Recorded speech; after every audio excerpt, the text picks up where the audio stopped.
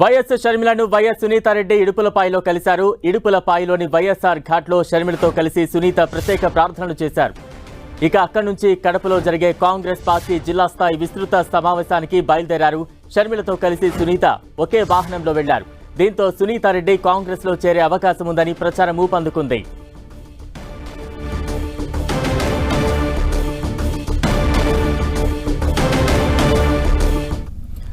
YS షర్మిలతో Sunitha Reddy భేటీకి సంబంధించి మరింత updates మా ప్రతినిధి రమేష్ అందిస్తారు. రమేష్, బలరాం కాంగ్రెస్ పార్టీ పిసిసి అధ్యక్షుడు వైఎస్ షర్మిలతో ఈ రోజు ఉదయం 8 గంటల సమయంలో వివేకానంద రెడ్డి కుమార్తె సునీతారెడ్డి సమావేశమయ్యారు. భేటీ అనంతరం దాదాపు గంట సేపు జరిగినటువంటి ఈ భేటీ అనంతరం ఇరువురు కూడా అటు షర్మిలారెడ్డి కావచ్చు, అదే విధంగా సునీతారెడ్డి కావచ్చు, వీరిరువురు కూడా ఒకేసారి వైఎస్ఆర్ ఘాటు వద్దకు వెళ్లి వాళ్ళు ప్రత్యేక ప్రార్థనలు సైతం నిర్వహించారు. ఈ యొక్క ప్రార్థనలో కూడా షర్మిలారెడ్డితో పాటు సునీతారెడ్డి కూడా పాల్గొనడం కూడా మనం ఇక విశేషంగా చెప్పవచ్చు. ఇరువురు కూడా ఒకే వాహనంలో ప్రార్థనల అనంతరం కడపలో జరుగుతున్నటువంటి కాంగ్రెస్ పార్టీ విస్తృత సమావేశానికి బయలుదేరి వస్తున్నారు. అయితే మరి కాసేపులో మనం ఇక్కడ చూసినటువంటి ఈ ప్రదేశంలోనే అంటే జయరాజ గార్డెన్స్ లోనే వీరిద్దరు కూడా ఈ సమావేశంలో పాల్గొనబోతారు. ఈ జయరాజ్ గార్డెన్స్ కూడా సునీతారెడ్డికి సంబంధించినటువంటి సొంత కళ్యాణ మండపంగా మనం చెప్పవచ్చు. ఏదైతే సునీతారెడ్డి సొంత కళ్యాణ మండపంలోనే మొదటిసారిగా పిసిసి పగ్గాలు చేపట్టిన తర్వాత షర్మిలారెడ్డి కడప జిల్లా పర్యటనకు వస్తున్నారు. ఈ పర్యటనలో భాగంగా అటు కడప, అన్నమయ్య జిల్లాలకు సంబంధించినటువంటి ఉమ్మడి జిల్లాల కాంగ్రెస్ కార్యకర్తలు, నాయకులతో విస్తృత సమావేశాన్ని ఇక్కడ నిర్వహించబోతున్నారు. ఈ సమావేశానికి కార్యకర్తలు, నాయకులు సైతం ఇప్పటికే భారీగా చేరుకుంటున్నారు.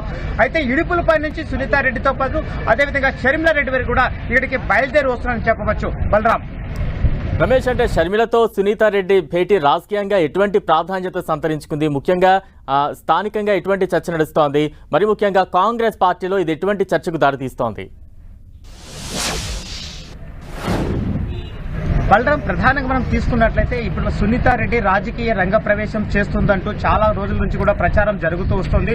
అయితే ఆమె ఏ పార్టీలో చేరబోతుందనేటువంటి విషయానికి మాత్రం సస్పెన్షన్ గా కొనసాగుతోంది. అయితే ఆ సస్పెన్షన్ కి ఈ రోజు షర్మిలారెడ్డితో ఎప్పుడైతే సునీతారెడ్డి భేటీ అయ్యారో ఈ భేటీతో ఈ సస్పెన్షన్ కు తెర దింపారని చెప్పవచ్చు. ఎందుకంటే అక్కతో కలిసి చెల్లి అంటే ఇరువురు కూడా మొదటిసారిగా వైఎస్ఆర్ ఘాటుకు చేరుకోవడం. అంటే వైఎస్ రాజశేఖర రెడ్డి మరణానంతరం సునీతారెడ్డి వైఎస్ఆర్ ఘాటుకు ఒక్కసారి మాత్రమే వచ్చింది. దాదాపు ఈ 4-5 సంవత్సరాల్లో ఆమె ఘాటు వద్దకు వచ్చినటువంటి పరిస్థితి అయితే లేవు.